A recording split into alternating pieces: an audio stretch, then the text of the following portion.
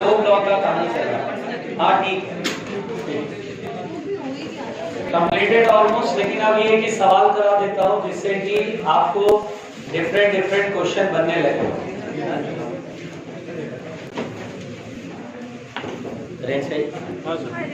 चलिए, तो बेटा सबसे पहले फ्रिक्शन में ही हम लोग अब डिफरेंट डिफरेंट क्वेश्चंस करते हैं। देखिए, डिफरेंट डिफरेंट क्वेश्चंस करेंगे, फिर मॉड्यूल के क्वेश्चन कर लेंगे, ठीक है। चलिए ध्यान से देखिए, बातें नहीं भाई। अच्छा बेटा, चलो ये बताओ कि ये रफ 5 kg का ब्लॉक है। सब लोग ध्यान से समझिएगा। एक ब्लॉक के ऊपर दूसरा ब्लॉक रखा है, एक 10 kg का है, दूसरा 5 kg का है। मैंने यहां पे फोर्स लगाया F, ठीक है। मान लीजिए यहां पे कोएफिशिएंट ऑफ स्टैटिक फ्रिक्शन है 0.2, ठीक है, और यहां पे कोएफिशिएंट ऑफ स्टैटिक फ्रिक्शन है 0.1। अब मैंने यहां पर 10 न्यूटन का फोर्स लगाया, तो कहा ये जा रहा है। अच्छा, अगर ये स्लाइड करेगा तो म्यू के और म्यू एस को सेम मानना है, ठीक है। अगर ये स्लाइड करेगा तो म्यू के और म्यू एस को सेम मानना है, ये स्लाइड करेगा म्यू के म्यू एस को सेम मानना है, ठीक है ना। तो हमसे कह रहा है find acceleration in both blocks. Find acceleration in both blocks. दोनों ब्लॉक में हमें एक्सेलरेशन को सॉल्व करना है। अब देखिए, ये क्वेश्चन जो आया हमारे सामने, अब हम इस क्वेश्चन को कैसे सॉल्व करेंगे, ठीक है बेटा। तो देखिए, सबसे पहली बात तो हमने आपको कभी भी ऐसा सवाल बुलाया कि कभी भी ऐसा सवाल मिले तो आपको करना क्या है? आपको करना है फ्रिक्शन की डायरेक्शन को दिखाना है, फ्रिक्शन की डायरेक्शन को दिखाना है और फ्रिक्शन के मैग्नीट्यूड को सॉल्व कर लेना है, ठीक है। चलिए पहले फ्रिक्शन की डायरेक्शन को दिखाते हैं। जब हम फोर्स ऐसे लगाते हैं तो चलने की चेष्टा नहीं करेगा, चलेगा यही। तो जब ये चलेगा तो 10 kg को ऐसा लगे कि 5 kg आगे जाना चाह रहा है, तो इस पे फ्रिक्शन किधर रहेगा? पीछे। पहले हमेशा फ्रिक्शन की डायरेक्शन को दिखा लीजिए, उसके बाद ही कोई काम कीजिए। तो फ्रिक्शन हमने दिखा लिया 5 kg पर पीछे की तरफ। फिर यहाँ पर एक्शन का रिएक्शन 10 kg पे आगे की तरफ लगेगा, उतना ही लगेगा। जितना एक्शन है उतना ही रिएक्शन है। फिर बेटा ये जो 10 kg है, इसको तो पुल नहीं किया जा रहा था भाई, फोर्स किस पे लग रहा है? 5 kg पर। पुल इसको किया जा रहा है, चलने की प्रॉब्लम इसमें है। अब 10 kg क्यों चलना चाहेगा? तो बोलेंगे ये जो फ्रिक्शन Fr1 है, ये डायरेक्शन को देखिए, ये फ्रिक्शन इसको 10 kg को आगे की ओर खींच रहा है। यानी अगर यहाँ फ्रिक्शन नहीं होता, इसको कोई फर्क ही नहीं पड़ता। अगर स्मूथ होता, खींचते तो 5 kg निकल जाता, 10 kg को फर्क ही नहीं पड़ता। लेकिन अब 10 kg को फर्क पड़ेगा। जब आप खींचेंगे ऐसे तो 10 kg पे फ्रिक्शन आगे की ओर लग रहा है, यही फ्रिक्शन इसको आगे पुल करना चाहता है।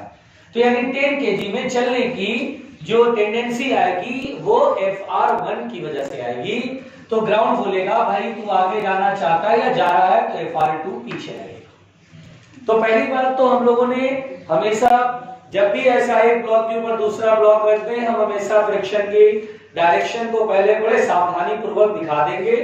फिर उसके बाद दूसरा काम ये करेंगे कि फ्रिक्शन का जो मैग्नीट्यूड है वो लिख लेंगे, जिससे कि अगर कहीं पर हमें Fr1 Fr2 लिखना पड़े तो हमें बार बार नहीं सोचना।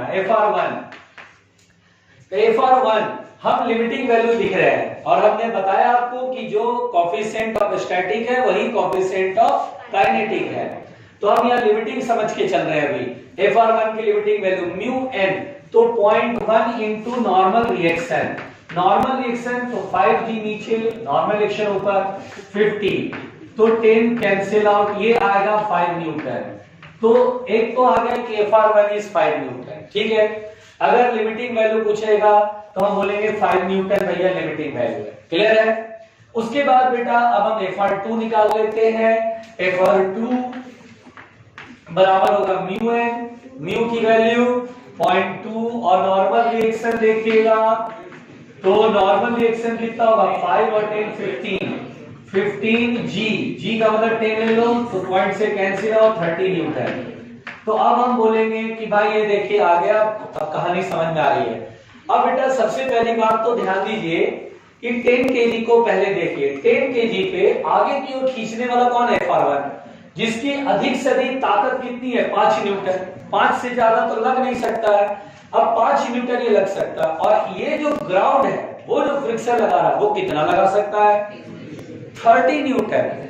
तो क्या लगता है 10 kg कभी चलेगा, कभी नहीं चलेगा, क्योंकि ग्राउंड का लिमिटिंग वैल्यू बहुत ज्यादा है। तो हम यहाँ पर साफ साफ बोलेंगे, इट इज क्लियर, एकदम साफ साफ क्लियर है, इट इज क्लियर कि 10 kg में जो एक्सेलरेशन होगा वो तो सर 0 होगा, और 10 kg तो चलने ही वाला नहीं है, 10 kg बिल्कुल नहीं चलेगा। बोलो क्लियर हो गया। अब यहाँ पर आता है 5 kg।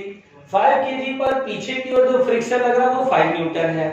अच्छा बेटा ये जो है ना, ये ब्लॉक, ये 10 kg ये जो ब्लॉक है वो एकदम फिक्स हो गया, ऐसा समझो ग्राउंड में चिपक गया है। अब इसके लिए 10 kg का जो अपर सरफेस है वो ग्राउंड की तरह काम करेगा। जब 5 kg खींचोगे तो ऐसा लगेगा ग्राउंड पीछे फ्रिक्शन लगा रहा है। इस फ्रिक्शन की लिमिटिंग वैल्यू अगर आप देख के चलो तो 5 ही न्यूटन है, मात्र 5 ही न्यूटन है मात्र, यानी 5 न्यूटन है। और यहाँ 10 न्यूटन लग रहा है, तो क्या लग रहा है आपको कि ये चलेगा कि नहीं चलेगा, बिल्कुल चलेगा, 5 kg चलेगा, बड़ा अच्छे से चलेगा। और अगर मुझे इसमें एक्सेशन निकालना है तो अब हम free body diagram of 5 kg से बनाएंगे, 5 kg का फ्री बॉडी डायग्राम बनाएंगे कि भैया 5 kg ये है और आगे की ओर 10 न्यूटन का फोर्स है और पीछे।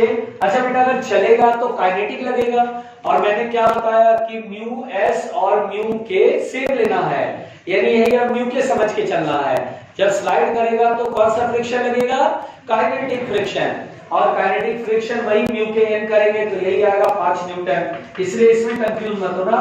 तो एक्सेलरेशन आगे की ओर है तो हम बोलेंगे acceleration equal to net force upon mass, 10 - 5 is equal to 5। तो एक्सेलरेशन इन 5 kg हो जाएगा 10 - 5, 5 अपॉन मास कितना 5, तो हम बोलेंगे सर 1 मीटर पर second square is the acceleration in 5 kg। बोलो क्या, लिखो।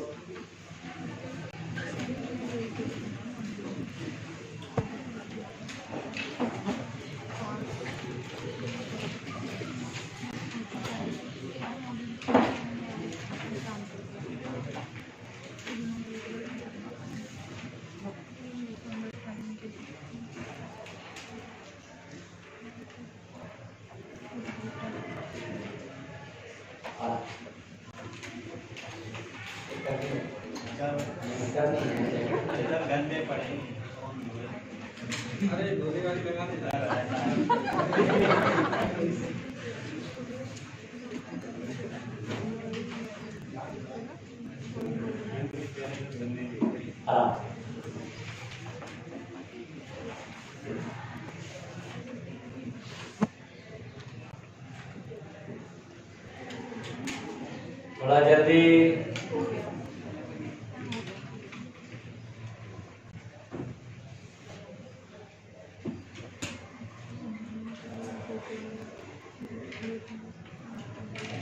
मिटा दिया जाए।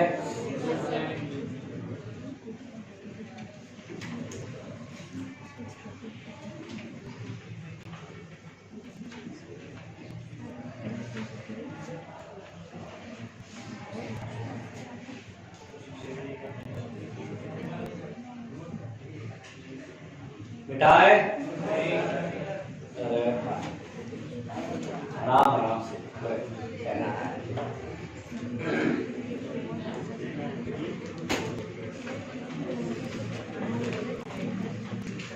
ये बातें नहीं,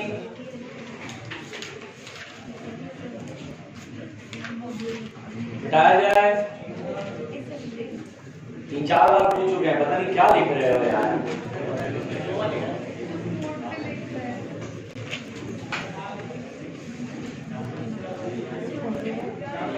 चलो मिटाया जाए, और वो भी पढ़े।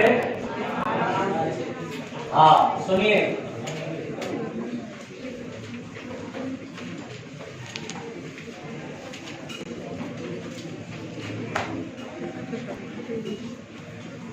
देखिए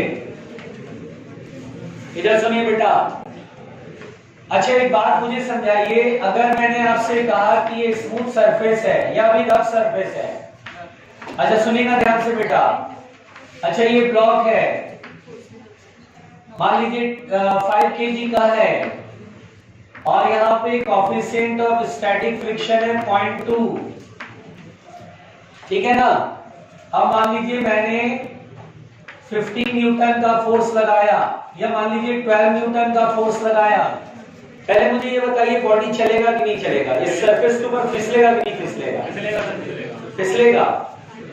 तो बिना कैलकुलेशन के FR लिमिटिंग निकालेंगे, म्यू इनटू एन। म्यू की वैल्यू कितनी है 0.2, नॉर्मल एक्शन कितनी है 50, अरे 5 का 50 इनटू 0.2, पॉइंट से 0 हो गया, 5 टू 10 न्यूटन। आराम से समझना, जैसे समझा रहा हूं। तो लिमिटिंग फ्रिक्शन है 10 न्यूटन और लग कितना रहा है 12। हम क्या बोलेंगे सर, ऑब्वियसली चलेगा मजेदार तरीके से। अच्छा बेटा, अगर मैं आपसे बोलूं कि ये स्मूथ सरफेस है और मान के चलिए कि 10 kg के ऊपर 5 kg रखा हुआ है और यहाँ पर ये जो है कोएफिशिएंट ऑफ फ्रिक्शन 0.2 है। अब 12 न्यूटन का फोर्स लगाएं, 12 न्यूटन। सुनना ध्यान से, देखिए 10 kg के ऊपर 5 kg स्मूथ सरफेस है बेटा और यहाँ पर कोएफिशिएंट ऑफ फ्रिक्शन इन दोनों सरफेस के बीच में 0.2 है। तो यहाँ पर की लिमिटिंग वैल्यू भी फिर से 10 आएगी। क्या 12 न्यूटन पर 5 kg फिसलना शुरू करेगा 10 kg के ऊपर? यहाँ भी रफ सरफेस है, यहाँ भी रफ सरफेस है और इस रफ सरफेस के ऊपर 5 kg फिसलेगा कि नहीं फिसलेगा, जल्दी बताओ। अरे मैंने कहा यहाँ फिसला है, क्या यहाँ फिसलेगा कि नहीं फिसलेगा? फिसलेगा कि नहीं फिसलेगा? सर उसमें क्यों फिसलेगा, वो साथ में चलेंगे तो साथ में चलेंगे ना, साथ में चलेंगे, फिसलेगा नहीं? फिसलेगा? तुम जोर से मत इतना कॉन्फिडेंटली बोलो तो सब मैनिपुलेट कर लेगा। हाँ फिसलेगा कि नहीं फिसलेगा? यहाँ पर लिमिटिंग का 10 न्यूटन।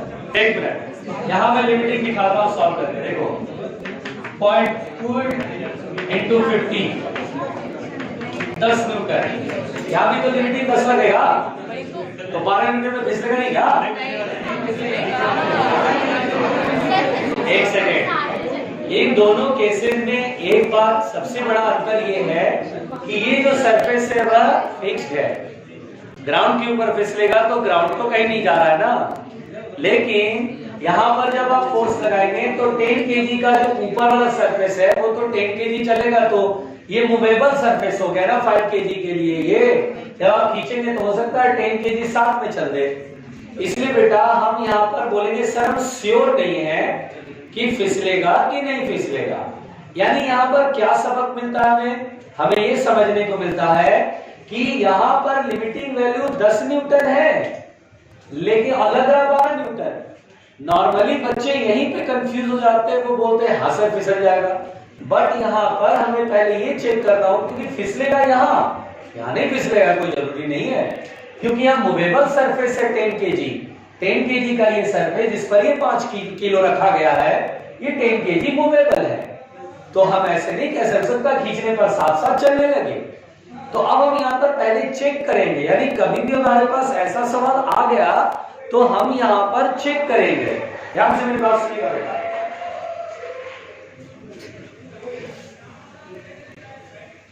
मेरी बात सुनिएगा।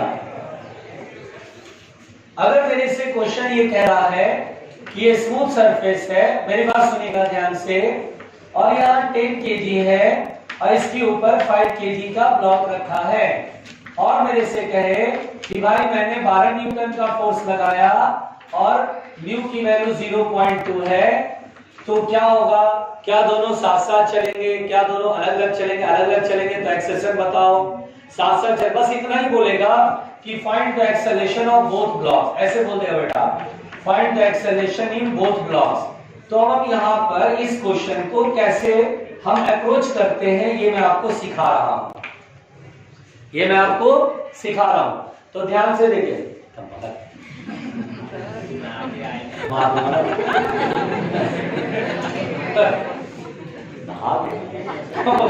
नहा धोआ करके पूजा पाठ करके आता हूं मैं, तुम लोग इधर ही देखो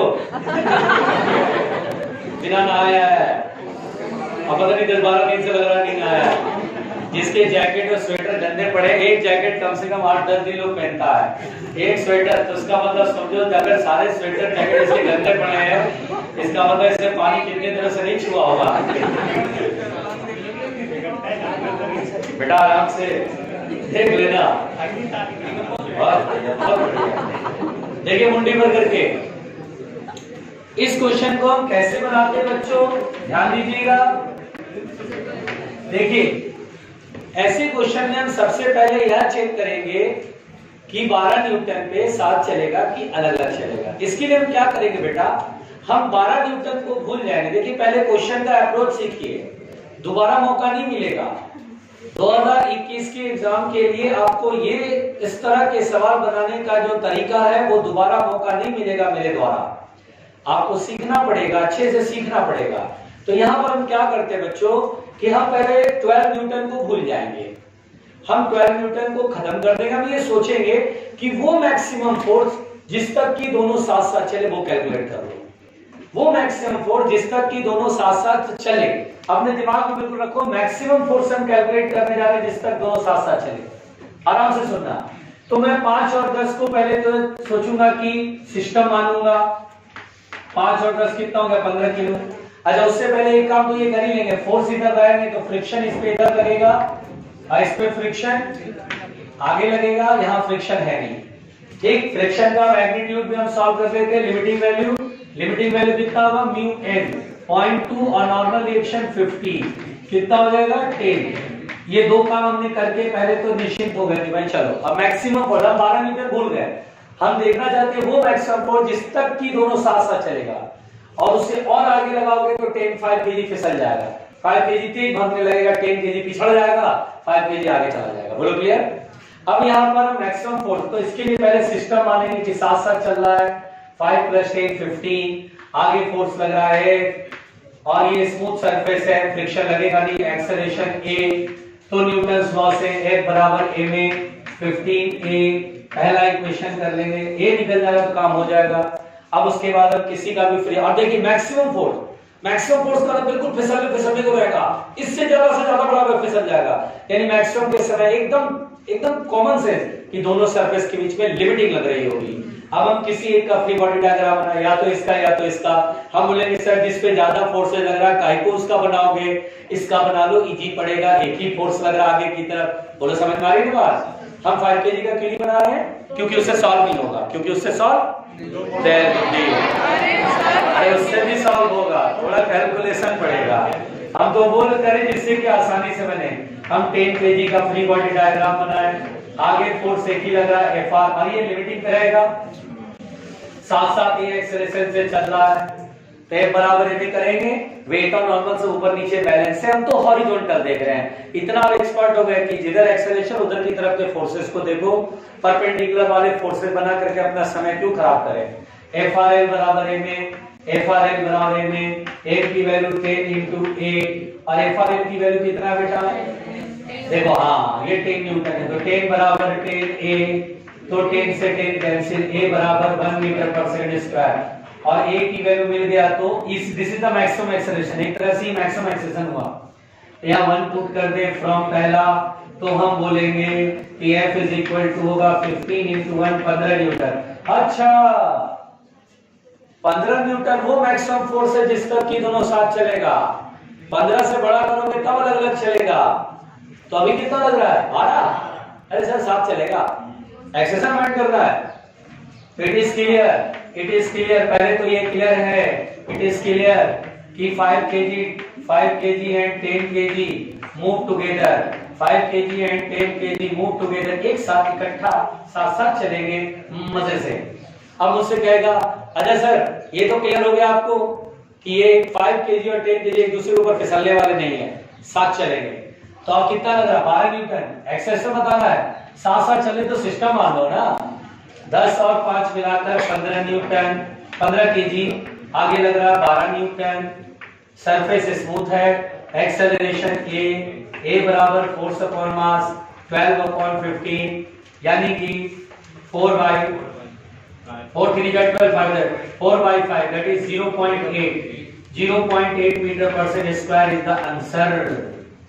गजी हो गया, नहीं आया? यकीन मानो बहुत इजी है। पहले आप क्या करोगे ऐसे सवालों में? फ्रिक्शन की डायरेक्शन निकाल करके मैग्नीट्यूड निकाल के फिर ये चेक करो कि मैक्सिमम फोर्स जिस तक की दोनों साथ साथ चले, अरे जिस तक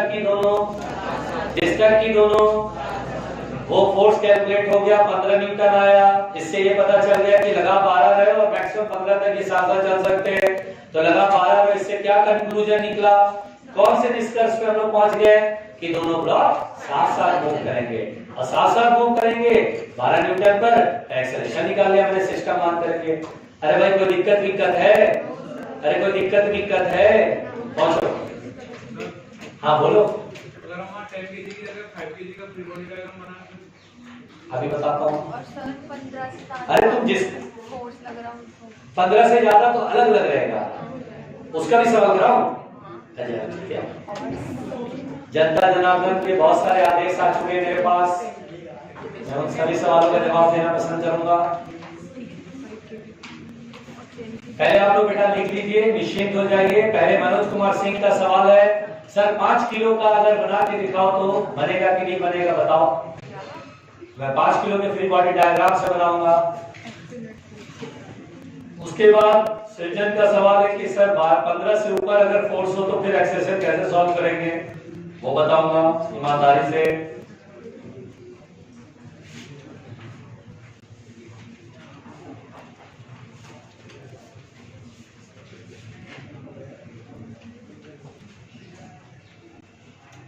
चाचा कृपया बहुत बात करते हैं यार, जान दे देते बात कर करके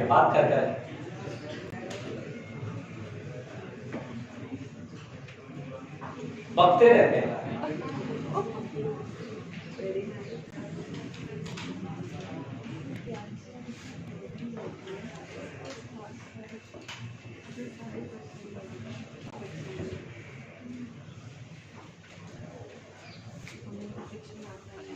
हो गया,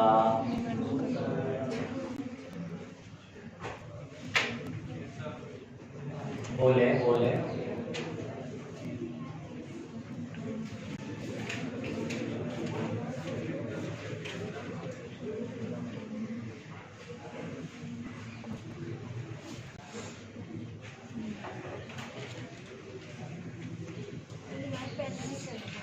बोला जाए।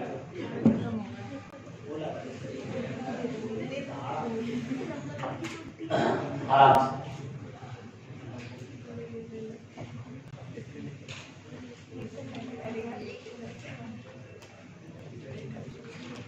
लिख लिया तुम लोगों ने?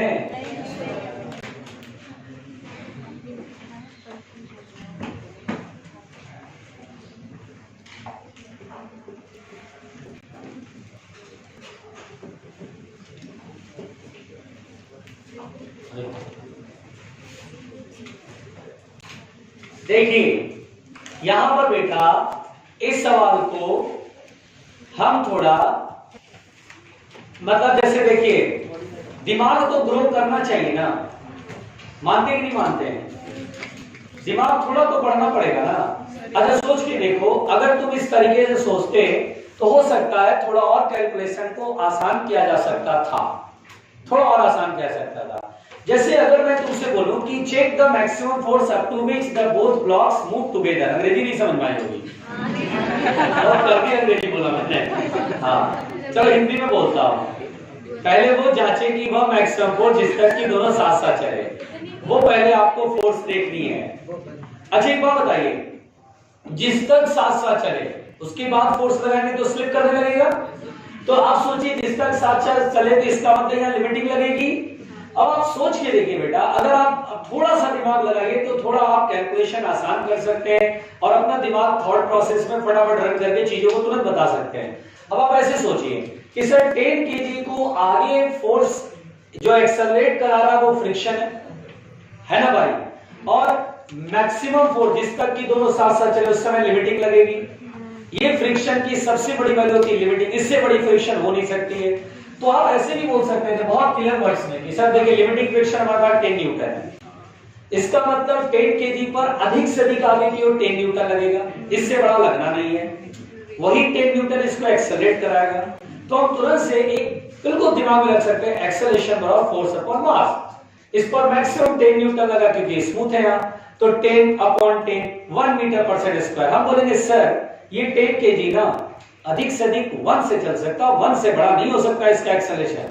ये बार बार जब आप देखने की आदत हो जाएगी ना तो आप बोलेंगे अरे ऊपर फोर्स लग रहा है तो नीचे वाला जो है वो फ्रिक्शन की वजह से चलता है, फ्रिक्शन अधिक से अधिक 10 न्यूटन है, ये अधिक से अधिक कितना एक्सेलरेशन हो सकता है 1, इससे बड़ा एक्सेलरेशन इसमें हो नहीं सकता है। ऊपर वाला तो कोई भी ताकत लगा खींच देगा, ये बेचारा 10 केजी को आगे चलाने वाला फ्रिक्शन है और फ्रिक्शन अधिक से अधिक 1 मीटर पर सेकंड स्क्वायर एक्सेलरेशन प्रोड्यूस कर सकता है। इसका मतलब ऊपर वाले में जब तक 1 तक रहेगा एक्सेलरेशन, जब तक 1 मीटर पर सेकंड स्क्वायर तक एक्सेलरेशन रहेगा तब तक दोनों एक दूसरे के साथ चलेंगे।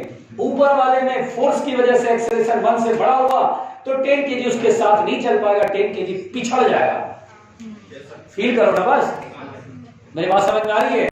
तो इतना तो फील होते ही जाता है कि सर 1 मीटर पर सेकंड स्क्वायर इसमें एक्सेलरेशन, मतलब मैक्सिमम एक्सेलरेशन चेक करने में क्या बुराई है? क्वेश्चन तुरंत बनेगा, अरे सर मैक्सिमम एक्सेलरेशन 1 है, अच्छा इसमें मैक्सिमम एक्सेलरेशन 1 हो सकता है, इससे ज्यादा गड़बड़ हो जाएगा। अच्छा मैक्सिमम एक्सेलरेशन 1 हो सकता है, इससे ज्यादा करोगे तो अलग हो जाएगा। हाँ अब ये सर फोर्स F है और ये 10 है और एक्सेलरेशन 1 है, फटाक से सर F माइनस 10 बराबर 5 into 1, तुरंत एक बराबर आ गया 15। सब 15 न्यूटन मैक्सिमम होता है। यानी मैंने देखा है कुछ बच्चे बहुत एक्सपर्ट तरीके से जल्दी से कर लेते हैं सॉल्व। हर फॉर्मूला, हर क्वेश्चन के लिए हर फॉर्मूला याद करना टिपिकल हो जाएगा बेटा। अब मैं यहाँ पर एक आसान तरीका अभी आपको बेवकूफ बनाने के लिए ये कर सकता था कि मैं आपको फॉर्मूला एक ड्राइव करा के दे देता, अब बोलता बेटा बार बार ऐसा है तो put the formula get the answer. कितना फॉर्मूला याद करोगे भाई?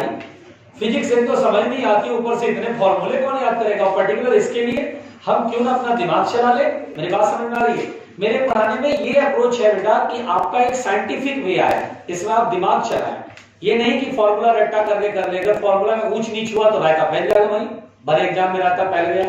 तो हम देखने का और समझने का टेंडेंसी डेवलप करें। इसलिए मैं बोल रहा हूं कि ऐसा क्वेश्चन है तो थोड़ा एक कैलकुलेशन दिमाग लगाओ कि एक्सेशन देख लो, और एक्सेशन देखना बहुत इजी है, फ्रिक्शन अपॉन मास है ना। 10 अभी मैंने एग्जांपल लिया तो 10 अपॉन 10 1, इसमें अधिक से अधिक 1 और 1 है, और आगे की तरफ फोर्स F माना F minus 10 equal to 5 into 1 mass into A, F निकल के आ गया 15 न्यूटन। आप इतना कैलकुलेशन जो कर रहे हैं आपको करना भी नहीं पड़ेगा, बस जरा सा दिमाग लगानी है। बोलो क्लियर हुआ? अब सुनिए, ध्यान से सुनिए मेरी बात। अब मेरे पास जो प्रश्न आए हैं वो प्रश्न ये हैं सर कि सर ये जो प्रश्न में जो आपने ये जो करा है 10 केजी का बनाया फ्री बॉडी डायग्राम, ऐसे मत बनाओ। मनोज ने कहा सर 5 केजी का फ्री बॉडी डायग्राम बना। एक इक्वेशन आपने सिस्टम मान के बनाया, दूसरा इक्वेशन आपने स्मार्टली 10 केजी का बनाया। ये बोले नहीं सब गलत बात है, आप 5 केजी का बनाओ। चलो मैं 5 केजी का बना के देखता हूं क्या मेरा आंसर आएगा। तो F आगे और पीछे 10 और acceleration A, F minus 10 is equal to 5A। ठीक है बेटा मनोज भैया। अब यहाँ पर 5A, पहले इक्वेशन A की वैल्यू देखो तो कितना आएगा, F बाई 15 आएगा, क्योंकि मुझे F निकालना है, A नहीं निकालना है। F बाई 15, 5 3 जा 15, इसको उठा के इधर लाओ। F माइनस 8 बाई 3 बराबर 10 हो गया, 3 एलसीएम होगा, 3F माइनस F 2F बराबर 10 हो गया, 2 5 जा 10, तो 5 3 जा 15 वहीं पहुंच गए। लेकिन हम इतने कैलकुलेशन से बच गए, हम डायरेक्ट ये कर लिए थे FRL बराबर में, है ना। हम इतना नहीं करना चाह रहे थे। बोलो क्लियर? दूसरा सवाल मेरे से पूछा गया कि सर मान लो 15 न्यूटन से ज्यादा फोर्स लगाया तो कैसे बनाओगे? तो कैसे बनाओगे? देखो अगर मैंने यहाँ पे फोर्स लगाया 20 न्यूटन, सुनिए बेटा, और आप मेरे से कह रहे, सुनिएगा प्लीज, यही सवाल है। इसमें बोला 20 न्यूटन फोर्स लगाया, अब बताइए दोनों ब्लॉक में एक्सेलरेशन। ठीक है, अभी आपने कैलकुलेशन किया हुआ है, इसलिए आप बोल सकते हैं कि सर 15 न्यूटन मैक्सिमम फोर्स था जिस तक साथ चलेगा। लेकिन अगर मान लीजिए मैं डेटा बदल दूं, मासेज अलग अलग कर दूं, म्यू अलग अलग कर दूं, तो आपको फिर से क्या करना पड़ेगा?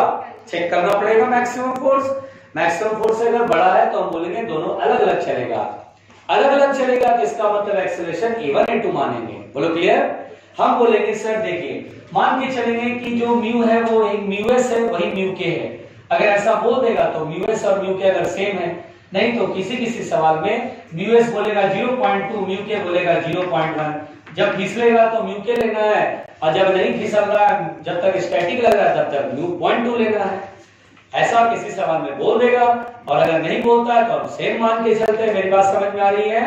अब यहाँ पर बेटा हम अभी मान लेते हैं सेम है, तो हम बोलेंगे सर इसमें बताओ, तो मैं बोलूंगा देखो इसमें तो 10 का 10 ही लगेगा भाई, लिमिटिंग है वही काइनेटिक बन जाएगा। फिसलने लगा ना तो काइनेटिक बन गया। तो हम लोग free body diagram of 10 kg से, ये तो बहुत साफ साफ चल रहा मामला कि 10 kg पे आगे एक ही फोर्स लग रहा है और वो लग रहा है फ्रिक्शन की काइनेटिक वैल्यू, काइनेटिक फ्रिक्शन जो कि लिमिटिंग के इक्वल ही है, तो 10 न्यूटन।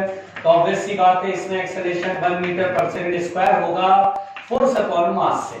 ठीक, अब हम free body diagram of 5 kg बनाएंगे। तो हम बोलेंगे सर 5 kg का free body diagram, free body diagram of 5 kg। तो हम बोलेंगे सर 5 kg पे फोर्सेस कौन कौन से लग रहे हैं। 5 kg पे आगे 20 न्यूटन लग रहा है और मान लीजिए काइनेटिक और फ्रिक्शन लिमिटिंग सेम है तो पीछे लग रहा है 10 न्यूटन और एक्सेलरेशन मान लीजिए a डैश है। तो मैं एक्सेलरेशन निकालूंगा, नेट फोर्स 20 में से 10 या 10 upon mass 5 to the 10, 2 metre पर second square is the acceleration. अगर आप एनएलएम जानते हैं तो इसका मतलब आप पूरी फिजिक्स अब सीख सकते हैं। मैं आपको सही बता रहा हूं, आपको फ्री बॉडी डायग्राम बनाने आना चाहिए, फोर्सेस दिखाने आना चाहिए, स्मार्टली कौन सा फोर्स दिखाना है, कौन ऊपर नीचे वाला नॉर्मल और एमसीक्यू बना के अपना टाइम खराब करें। इस तरह से क्वेश्चन को बना लेना। बोलो क्लियर हुआ? अरे बताओ कोई कंफ्यूजन वगैरह, कोई और प्रश्न आपके दिमाग? हाँ बोलो, सही बात है। आओ, अरे यार ये 2 ब्लॉक का पीछा छोड़ेगा। सृजन ये अप्रोच गलत है। ये आगे यार जो होता है इसका मतलब आपके दिमाग की एफिशिएंसी 50% कम जाएगी।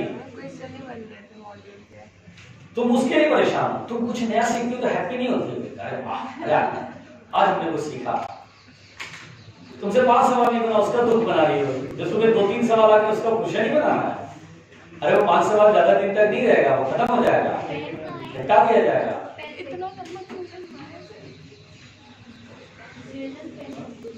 हाँ भाई मिटाएं।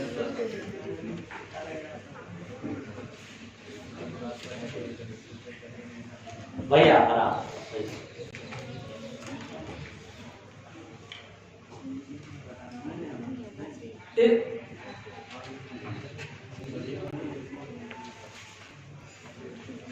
ठीक है बेटा, मिटा दिया जाए।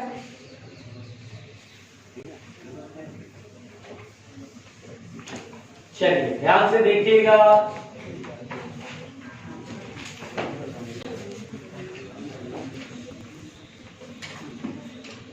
देखिए मुझसे कहा लगा कि सर मान लो लोअर ब्लॉक में फोर्स लगा, ओके। अच्छा इतना डिस्कशन के बाद थोड़ा सा दिमाग तो खुल जाता है, ये बात तो मैंने देखा है। नॉर्मली ऐसा होता है, अब पता नहीं आप लोगों का। अच्छा मैंने पहले स्मूथ सरफेस मान लिया, ठीक है बेटा, और यहां म्यू मान लिया 0.2। बोला मैक्सिमम फोर्स बताओ जिस तक की दोनों साथ चले। आप बनाना चाहोगे? मैक्सिमम फोर्स जिस तक की दोनों साथ चले। प्लीज जरा फोर्स सॉल्व करिए, जरा अपनी बुद्धि लगाइए। मैक्सिमम फोर्स जिस तक की दोनों साथ साथ चले। और हम भाई डिस्टर्ब नहीं करना, बस जो बात करना करते रहो, एकदम लिख के बात करो, मैसेज के थ्रू बात करो, डिस्टर्ब नहीं करना क्लास। सबसे ज्यादा इस बैच में कंप्लेंट इस बात का है कि पीछे वाले सीट के लोग कमेंट करते रहते हैं। 30 Newton is the maximum force जिस तक की दोनों साथ चलेंगे। उसके बाद अलग अलग बी स्मार्ट, दिमाग रन करो बेवकूफो। अभी मैंने बोला था कौन वो बॉडी है जो ड्यू टू फ्रिक्शन केवल चलेगा, वो चेक करो। कौन सा वो बॉडी है जो ड्यू टू फ्रिक्शन केवल चलेगा? बैलो ऊपर वाला। तो बस ऊपर वाले में एक्सेशन चेक करो कि अधिक से अधिक कितना हो सकता है, जल्दी करो। ऊपर वाला पता ही नहीं पड़ रहा, नहीं सेट है। कौन है वो बॉडी जो सिर्फ फ्रिक्शन की वजह से चल पाएगा बेचारा? वो देखो उसका एक्सेशन चेक कर लो, अधिक से अधिक भाई एक्सेशन इतना ही हो सकता है। वो एक्सेशन निकाल करके जिस पे फोर्स लगे उसका फ्री बॉडी डायग्राम बना दो। 10 न्यूटन आया।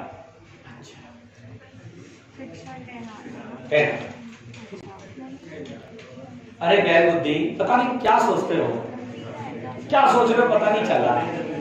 तुम समझ गया? Very good. तौफीक, अरुण और मनोज कुमार सिंह बना लिया? आओ मनोज कुमार सिंह बना के दिखाओ जरा। आओ, अरे आओ ना, सम्मातो का है भाई। शांत, मनोज कुमार सिंह बनाएंगे। अब वही तरीका लगाना जैसे मैं बताया, एक्सेशन चेक करना है। पहले फ्रिक्शन की डायरेक्शन, इसकी टेंडेंसी इधर मूव करने की, तो ये इधर लगाएगा फ्रिक्शन। यानी कि 5 केजी को लेगा 10 केजी आगे जाना चाह रहा, फ्रिक्शन पीछे लगेगा, तो एक्शन रिएक्शन पेयर से ये इधर जाएगा। बहुत बढ़िया, मजा आ गया। एफआरएल की वैल्यू निकाल लेते हैं। एफआरएल की वैल्यू, लिमिटिंग फ्रिक्शन की वैल्यू। राइटिंग पे कोई नहीं बोल रहा, राइटिंग पे कोई नहीं बोल रहा।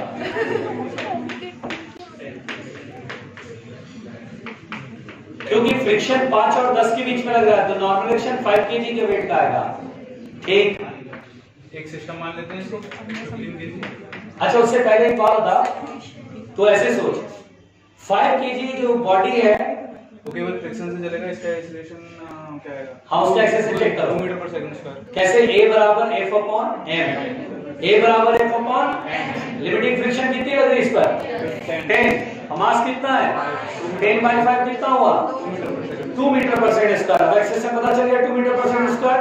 अब सिस्टम मान करके बनाओ चाहे किसी एक बॉडी का। इस पे अगर F मैक्सिमम मान लेते हैं इस पे, हाँ, F वही कैलकुलेट करना है। तो m into A, जो A मैक्सिमम था वो इधर से निकालता 2 5 केजी वाले से। हाँ, 2 आया वो। हाँ, नहीं सही है यार मनोज, बिल्कुल सही बात है।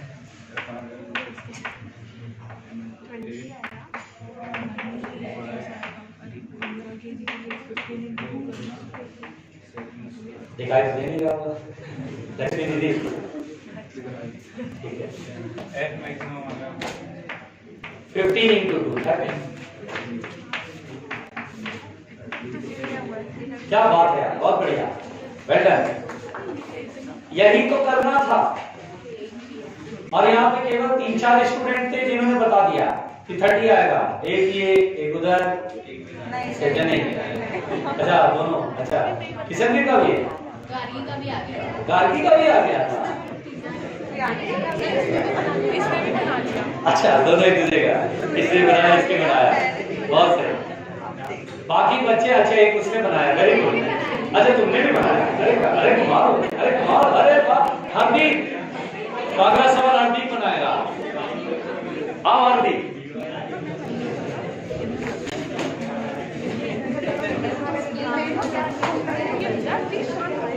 आप सीखे बेटा ये सवाल, आप 2 ब्लॉक का सवाल दिक्कत नहीं कर रहा है ना, थोड़ा सा सीख है ना। चलिए आगे बढ़ते हैं। अच्छा बेटा, मान लीजिए ऐसा सवाल आ गया, ये चेन है,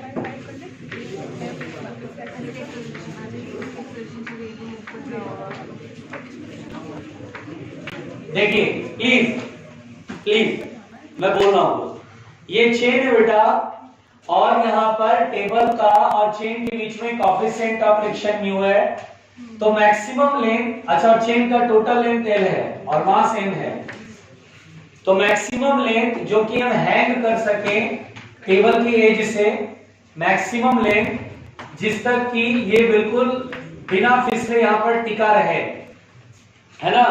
the maximum length of the hanging part, find the maximum length of the hanging part, find the maximum length of hanging part जिससे कि ये यहां टिका रहे, hanging part, so that chain remains at rest.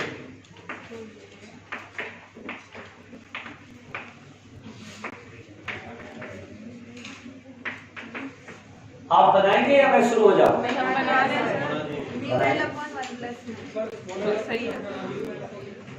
Small L upon small L निकालना है बेटा।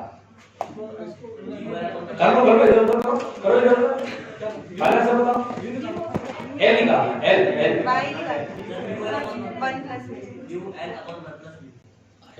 Mu capital L upon 1 plus mu. और कोई है मैदान में? अच्छा ये एग्जांपल है, देख के बना दिया क्या?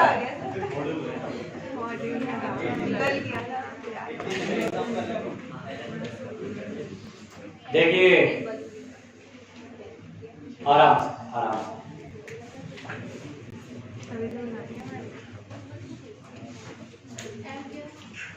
मास ऑफ द चेन है दीदी।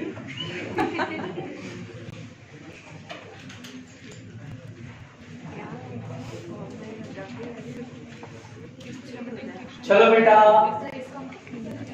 बताता हूं, देखिए कैसे बनाएंगे। मिलाइएगा सॉल्यूशन। देखिए यहां पर सबसे पहली बात तो इतना जो पोर्शन जो हैंगिंग इसका मास निकाल दो, क्योंकि इसका जो ग्रेविटी नीचे पुल करेगा, मान लीजिए इतने का मास स्मॉल एम है, वो पुल करेगा तो ये चेन फिसलना चाहेगा तो फ्रिक्शन इधर लगेगा। अब बिल्कुल अभी लिमिटिंग लग रहा है फिसलने तो इससे थोड़ा सा चेन और नीचे लटकाया, बस गया काम, यानी ये लिमिटिंग लग रहा है बेटा। यहां पर हम बोलेंगे पहले स्मॉल एम निकालो, तो हम बोलेंगे सर एल लेंथ का मास एम है, यूनिट लेंथ का मास कितना होगा m बाई एल, तो स्मॉल एल लेंथ का मास कितना होगा m by capital L into small L. आगे से बेवकूफी मत करना, m बाई एल होता है यूनिट लेंथ का मास, स्मॉल एल लेंथ का मास मल्टीप्लाई करना। ये मैं आपको पहली बार करके दिखा रहा हूं क्योंकि आपको थोड़ा कंफर्ट भी तो कराना है। अब हाँ थोड़ा मेरे लेवल पे बेसिक लेवल बात होती है। अब यहाँ पर बेटा mg नीचे, लिमिटिंग फ्रिक्शन इधर, FRL बराबर mg और लिमिटिंग फ्रिक्शन होगा म्यू n। कितना है कोएफिशिएंट ऑफ फ्रिक्शन म्यू, और यहाँ पे नॉर्मल रिएक्शन, तो जितना इस टेबल पर चेन का वजन होगा वही नॉर्मल रिएक्शन होगा।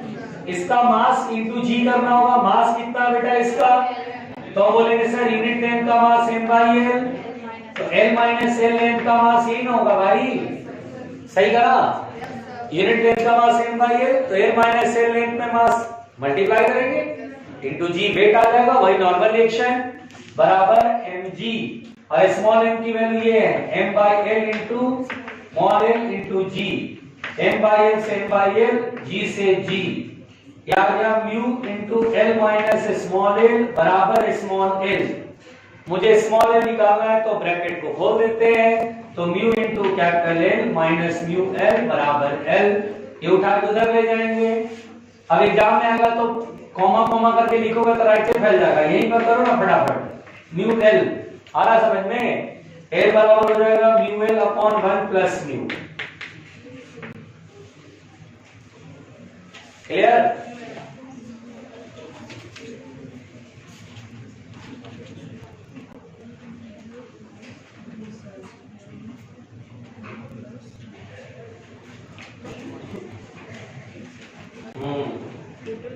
अगला सवाल,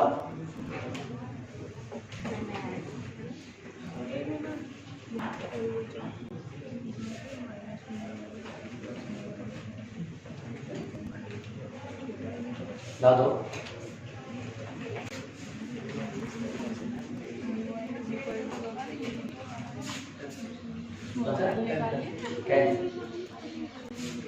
बेटा बेटा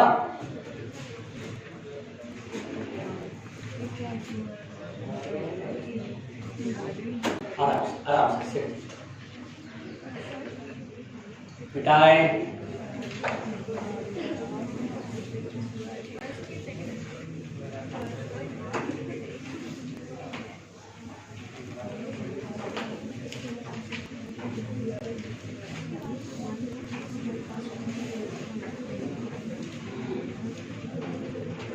देखिए मेरे पास पास क्वेश्चन पूछा गया page number 1.51 and question number 10।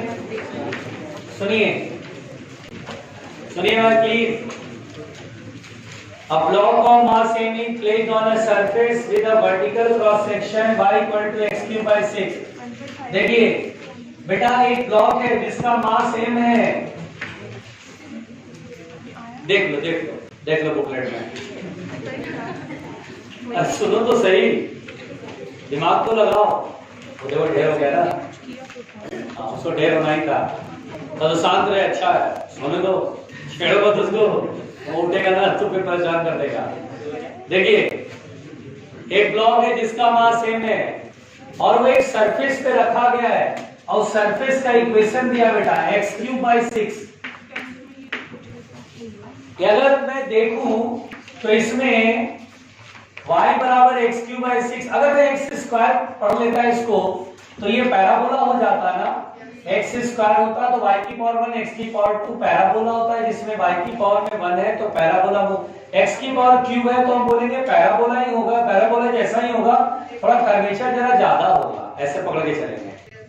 अब यहाँ पर बेटा बहुत ध्यान से सुनिएगा कि ब्लॉक यहाँ पे इस सरफेस पर रखा गया, पता नहीं यहाँ रखा, अभी कुछ क्लियर नहीं है, थोड़ा और पढ़ना पड़ेगा। If the coefficient of friction is 0.5, देखिए coefficient of friction हमारे को बोला है 0.5 है, ध्यान से सुनिएगा, mu equal to 0.5 है। The maximum height above the ground, ये ग्राउंड है तो ग्राउंड से मैक्सिमम हाइट, ये मैक्सिमम हाइट कह रहा है, मैक्सिमम हाइट जिस तक रखे ताकि ब्लॉक फिसल करके नीचे ना आ सके। मतलब यहाँ रखते हैं तो टिका रहता है, यहाँ रहता है तो टिका रहता है, यहाँ रखते हैं तो टिका रहता है, इससे ऊपर रखते हैं तो नीचे फिसल जाता है। तो इसका मतलब यहाँ तक बिल्कुल रखा जा सकता है, इसके ऊपर रखेंगे तो फिसल जाएगा। तो हमें ये हाइट बतानी है। तो अगर आप सोच के देखो, यहाँ पर अगर मैं टेंजेंट ड्रॉ करूं ऐसे, ये टेंजेंट ऐसे करके ऐसा है ना, कुछ ऐसा लग रहा है कि इंक्लाइंड प्लेन पर वह बॉडी रखा है और वो इंक्लिनेशन जिस पर कि ठीक फिसलने को होता है उसको होता है एंगल ऑफ रिपोज।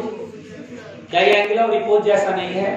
बिल्कुल ऐसा। इंक्लाइंड प्लेन का वह इंक्लिनेशन जिस पर बॉडी रखो तो बिल्कुल फिसलने की टेंडेंसी आती है। यहाँ रखोगे तो इंक्लिनेशन बढ़ जाएगा, फिसल जा रहा है। इसका मतलब बहुत साफ साफ क्लियर है कि इंक्लाइंड प्लेन अगर मैं बना दूं तो ये हमारा एंगल ऑफ रिपोज है, और एंगल ऑफ रिपोज भी है पहले से tan theta is equal to होता म्यू एस। याद है एंगल ऑफ रिपोज पढ़ा था, tan theta equal to mu S, और म्यू एस की वैल्यू 0.5। अब यहाँ पर बेटा tan थीटा में थीटा कैसे निकालेंगे, तो x निकालना है। तो याद रखिए, सुनिएगा ध्यान से, tan theta dy by dx होता है। जब y और x का ग्राफ होता है बच्चों तो dy by dx से tan थीटा स्लोप कहलाता है। यानी dy by dx हम निकालेंगे, यानी y का डिफरेंशिएशन x के रिस्पेक्ट में करेंगे dy by dx, तो ये स्लोप बनता है tan थीटा। तो हम इसको डिफरेंशिएट करेंगे, देखिए y बराबर x³ by 6 है, हम इसे डिफरेंशिएट करेंगे तो 1/6 कांस्टेंट है, मल्टीप्लाई में ऐसे ही रहेगा। x³ का डिफरेंशिएशन कितना होगा, 3 आगे आएगा, 3x की पावर 3 - 1 2 0.5, 3x² बराबर कितना होगा, ये इधर जाएगा ना, 0.5 में 6 3 का 3 आ जाएगा, 6 5 30 का जैसे 0 कट गया, तो x की वैल्यू हो जाएगी +-1, यानी या तो +1 या -1, मतलब या तो इधर की तरफ या तो इधर की तरफ, है ना। लेकिन मुझे हाइट निकालनी, तो मैं क्या करता, x की वैल्यू जो 1 आया है वो यहाँ पुट कर देता तो y निकल जाता, y मतलब इधर की तरफ, हाइट x को समझेंगे y की तरफ डिस्टेंस, यानी x की वैल्यू हम यहाँ पुट कर लेते हैं। सो y = हो जाएगा 1/6, x की value 1/6 metre is the height. फैल गया भाई, अरे कुछ आया आसान था ना, लेडर वाला नहीं कराऊंगा, ये टॉर्क का क्वेश्चन है, रोटेशन में, हाँ रोटेशन में कराएंगे, कोई नहीं जब आएगा मैं कराऊंगा, चिंता ना करो, आराम से।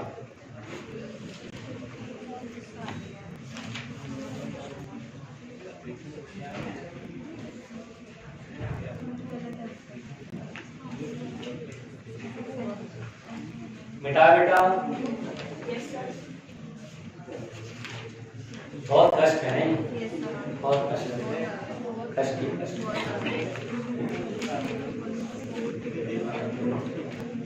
बेटा बेटा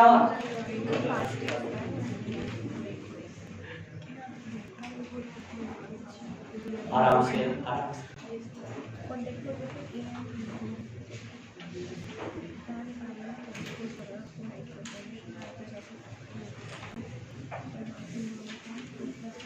अगला सवाल ईमानदारी से, अगला सवाल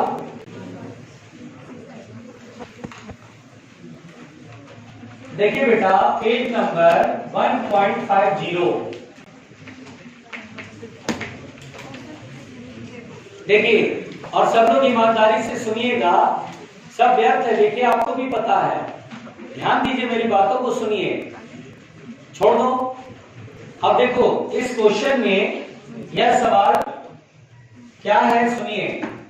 अब यहाँ पर बेटा ये सवाल ऐसे दिया गया है, एक स्फीयर है जिसकी रेडियस है 25 centimetre, r is equal to 25 centimetre. सुनिएगा ध्यान से। अब बोले ये कैसा सर? एक्चुअली यहाँ पर बेटा एक धागे से इसको टांगा गया है और धागा इस तरह से होगा कि वो जो फोर्स का लाइन होगा वो सेंटर से पास करना चाहिए। ये धागे से ऐसे करके टांग करके दीवार से ऐसे लटकाया हुआ है। अब हमको यहाँ पर ये कह रहा बेटा कि मास तो 1 kg है और रस्सी की जो लेंथ है यहां से यहां तक वो 40 सेंटीमीटर है। कितना बेटा? थ्रेड की लेंथ है 40 सेंटीमीटर। तो find the tension in this thread, find the tension in this thread. हमें इस थ्रेड में टेंशन बतानी है। तो देखो बेटा हम यहाँ पे फ्री बॉडी डायग्राम बनाएंगे। mg डाउनवर्ड लगेगा, हर फोर्सेस सेंटर से पास करेगा। ये देखिए टेंशन यहाँ ऐसे लगेगा और नॉर्मल रिएक्शन, चूंकि ये दीवार को प्रेस करेगा तो दीवार थीटा मान लेते हैं, तो टी का हो सकता हूं। देखिए टी sin थीटा n को बैलेंस करके कुछ होगा नहीं, क्योंकि n तो तुम्हें मालूम थोड़ी है, मुझे टी निकालना है। तो मैं टी cos थीटा mg को बैलेंस कर सकता हूं। बोलो बेटा समझ में आ रहा है? अब मुझे टी निकालना है तो मुझे cos थीटा चाहिए ना। अब देखिए थीटा के लिए ये वाली साइड कितनी है बताइए, 25 सेंटीमीटर और ये 40 है और ये 25, ये भी तो रेडियस होगा। 40 में 25 जोड़ेंगे 65।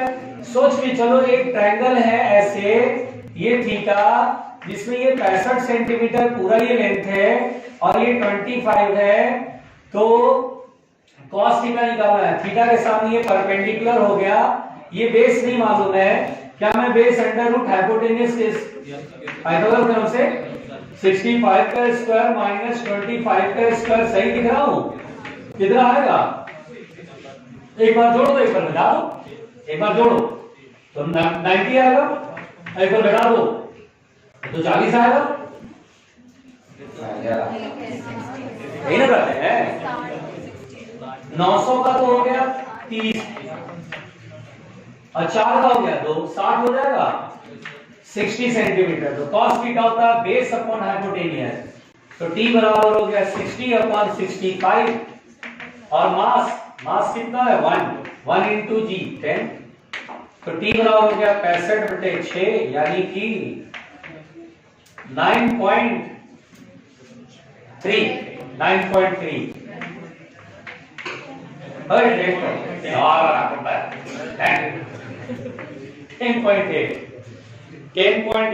के आसपास। हाँ 10.81।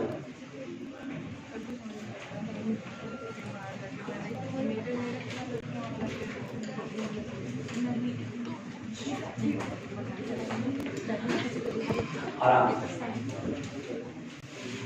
ये कष्टों का अंबार मुझे बाहर बताया गया था, सर ये भी कष्ट है, ये भी कष्ट है। मैंने कहा अच्छा भाई इन कष्टों का निवारण किया जाएगा। अगला सवाल। हाँ तुम पूछो, तुम पूछो, तुम पूछो, जरूरी है। अगर मैं R और T के बीच में थीटा दूं तो R और T के बीच में कमाल करती हो, किसी को भी मान लो क्या थीटा या मान लो 5 t cos 5 t sin 5, फिर t sin 5 mg को बैलेंस करेंगे, यहाँ 5 हो जाता। क्या प्रॉब्लम है कि परपेंडिकुलर कहते हैं पॉजिटिव वही अरे यार गए यार। देखो भाई देखो, लिख लिया बच्चों? कैसे मेरे से सवाल पूछा गया, सुनो। मुझसे ये कहा गया कि सर तुम बहुत ही चालाक हो सर, थीटा इसका क्यों माना? हम सर थीटा इसको मानेंगे। तुमको जान देना है, तुम जान दे दो ना, अभी तो हमें काहे तुम परेशान कर रहे हो। टी ये है, थीटा इसे, तो जिधर टी थीटा वाला उधर कॉस, और ये जल्दी बताओ, बोलो क्लियर? आपकी बात T sine theta equal to M G. और बड़ा बात दो जान, बिल्कुल जान देते रहना चाहिए। अब बेटा थीटा ये नहीं है बल्कि थीटा ये है, तो आपकी बात इसे परपेंडिकुलर कहेंगे। अरे करोगे तो यही हाइपोटेनस का स्क्वायर माइनस बेस का स्क्वायर 60 होगा आएगा, और साइन थीटा परपेंडिकुलर हाइपोटेनस बीच जाएगा। ध्यान दे दो बस सर, थीटा इसको मान लेंगे तो नहीं आ रहा है, क्यों नहीं आएगा भाई? बोलो बेटा समझ में आया? अगला सवाल बहुत ही कष्ट है, बहुत ही कष्ट है। अगला सवाल,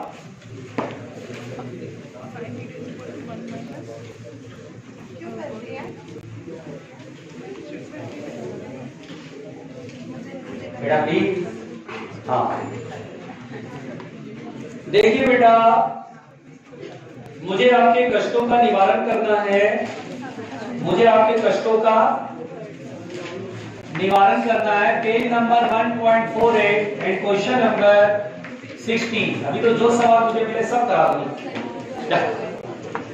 अच्छा सुनिए, देखो देखो, हाँ तुम पेज नंबर लिख लेना कॉपी पे, क्वेश्चन नंबर लिख लेना, प्रॉपर नोट बना लेना सॉल्यूशन का भी ना, बहुत जरूरी है।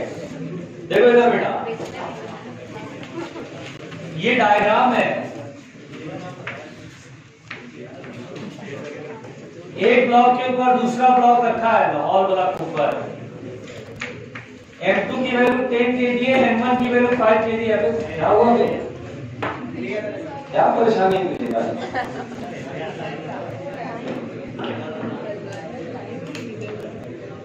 देखिए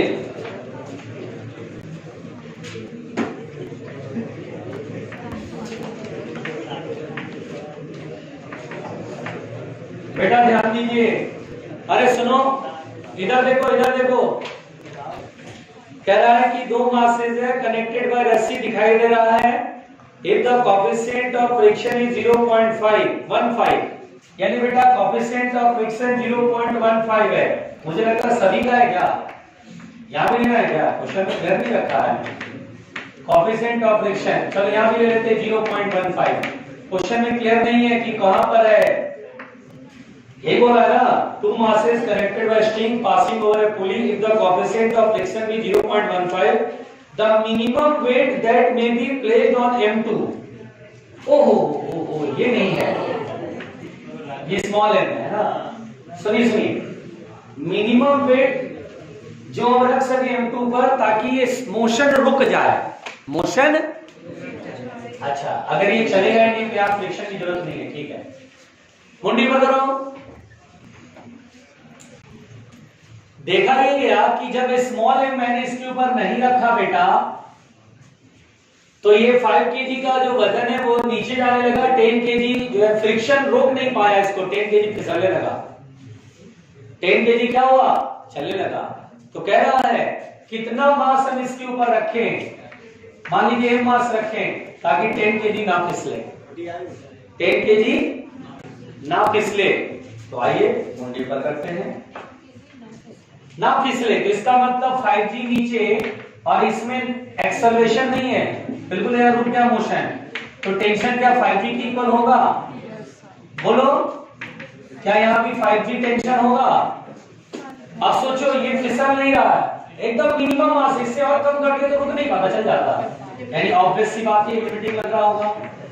अरे बोलो ना, अब सोचो बेटा, क्या 5G इस लिमिटिंग के बराबर है? क्या 5 इसके बाद आगे हरदीप आगे बनवाए हरदीप से बनवाए क्वेश्चन, हरदीप से बनवाए। आओ हरदीप तो भाई 2 ब्लॉक प्रॉब्लम पिछला क्वेश्चन को तो उसने बना लिया था, उसने बकायदा हैंड रेस करा था। इस पर क्या बात करते हो, बहुत आसान था। आओ हरदीप। अरे हरदीप दूर से प्रणाम कर रहा है कि भगवान तब रहने दो। अच्छा बेटा एक बात बताओ, मैं इसमें अब क्या करूं आगे, जरा कोई मुझे बताएगा?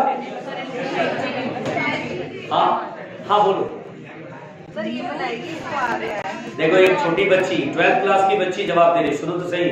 बोलो बेटा बोलो। हाँ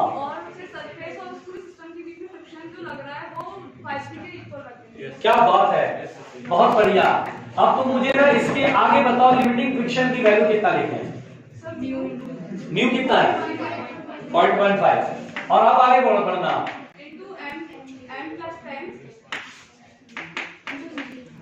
इंटू जी। क्या बात है, देख रहे हो अभी छोटी बच्ची है, आपसे बहुत ही जूनियर है, ठीक है। और अब आप सोच दीजिए,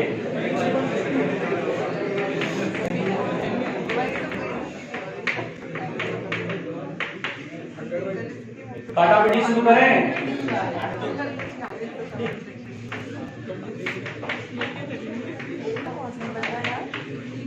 3 का एलसीएम 70/3 कितना आएगा?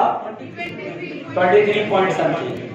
अच्छा जानते हो एक बार क्या हुआ, मैं आपको बताता हूँ, सुनो ना, सुनो प्लीज। जेईई मेंस में एक बार सवाल आया, लास्ट ईयर ही सवाल आया था, बिल्कुल ये हुबहू सवाल था, बिल्कुल हुबहू ये सवाल था, बिल्कुल डेटा कुछ अलग होगा, एकदम एग्जैक्ट। अरे सुन करो, नीट में आ गया ना तो रायता पहला सुन करो मेरी बात। हुबहू यही सवाल था, सबने निकाला, अरे सर मार्च 23.3 जो भी आया।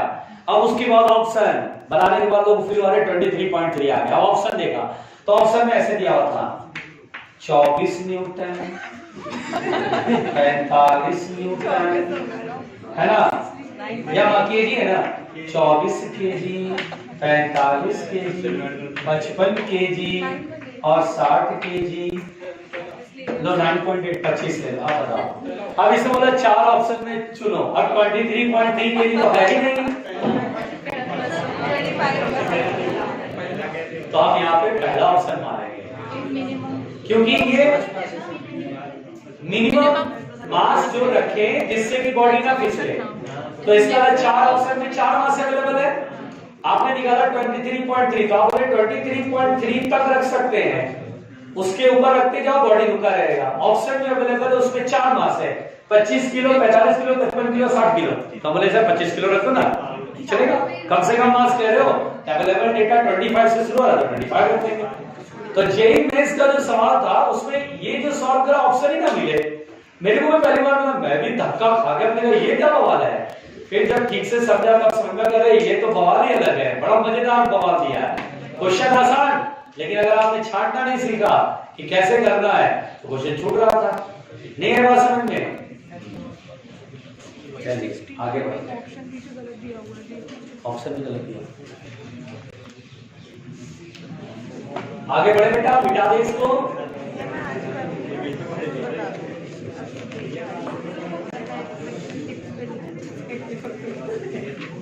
बेटा प्लीज,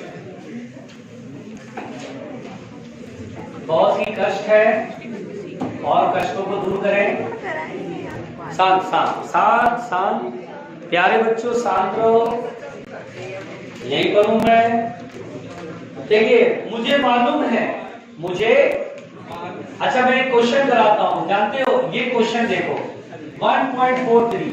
पहले तो डायग्राम इतना डरावना सा है, इंसान बोलेगा इतना सारा आदमी लगा होगा, पता नहीं क्या तलवार लिए हुए, पता नहीं क्या क्या है, मार रहा है उसको, क्या कर रहा है।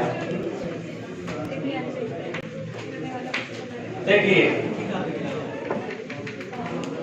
ये अगर ना बताऊं तो बहुत लोग बेचारे जान दे देंगे कि हे भगवान अब किसी काम का मामला है नहीं, बस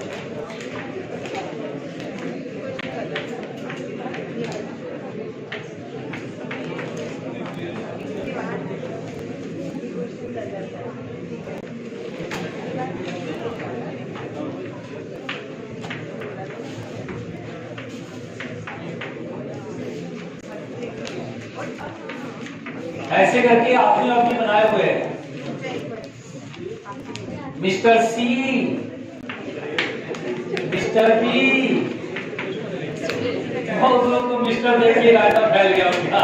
अरे भाई इतने मिस्टर क्या कर रहे हैं?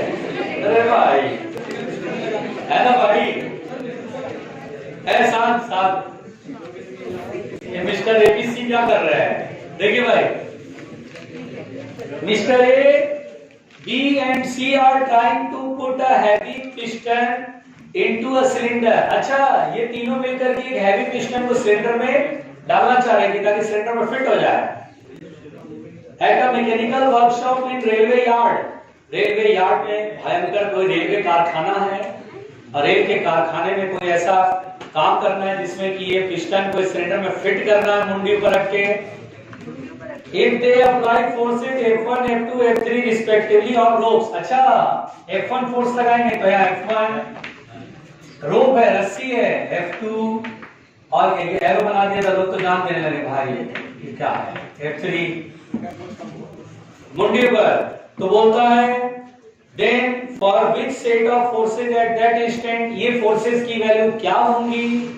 They will be able to perform the said job, यानी इस जॉब को ये परफॉर्म कर सके।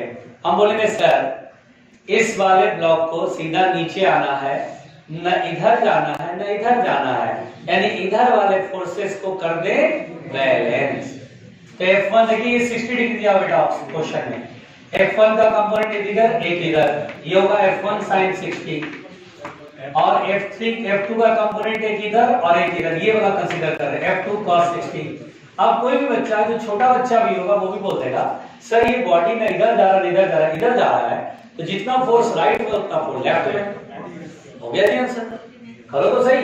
F2 cos 60 by 2 plus F3 equal to F1 sin 60 √3 by 2।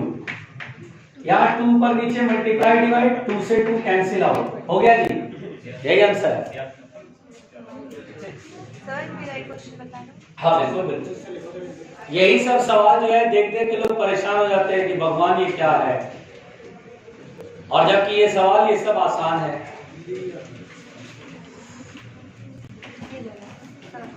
हाँ बिल्कुल बिल्कुल, टाइम देखो पहले 8 मिनट में हो जाएगा।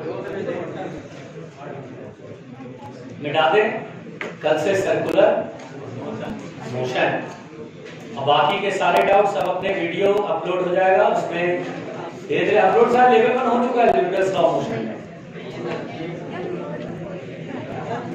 अपलोड हुआ है भाई, क्या बात कर रहे हो? ऐप से नहीं मिला? बिल्कुल मिलेगा, आप बात देखना। आज ऐसा देखो यहाँ बैठे क्लास में,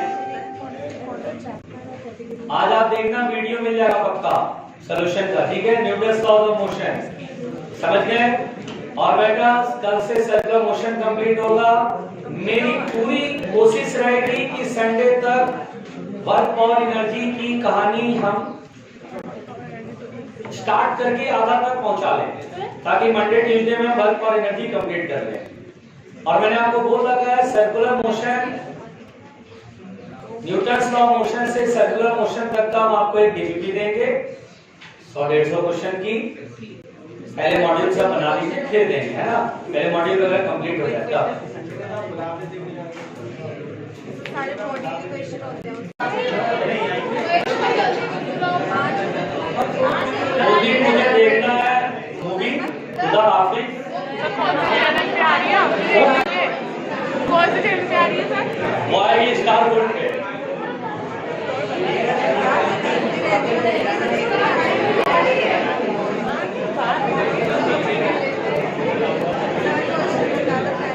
शांत है। अगला सवाल,